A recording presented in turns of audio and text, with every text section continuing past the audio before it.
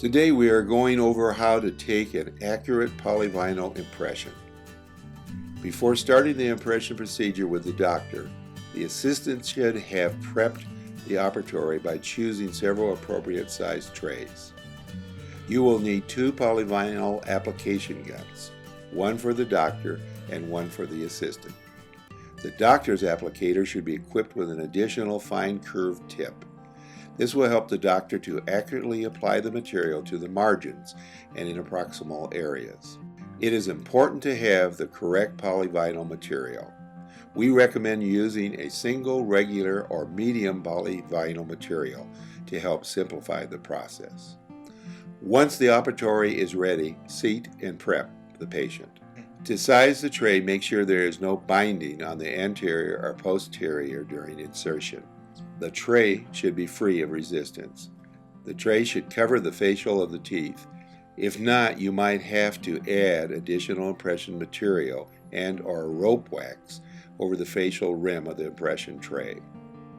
Once the tray is sized and the patient is ready, get the doctor to start the procedure.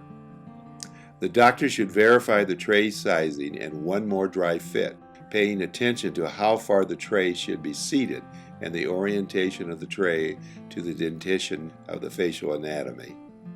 Before starting the procedure, set a timer to track working and set times. Our timer is set for 4 minutes. Start by drying the arch the impression is going to be taken on. While the doctor is applying the impression material along the gum line and undercuts, the assistant should simultaneously fill the impression tray. This is important because we want to have the same setup times for each material.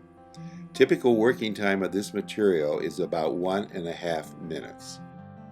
Once the doctor and assistant have completed the application of the impression material, the doctor will place the tray in the patient's mouth.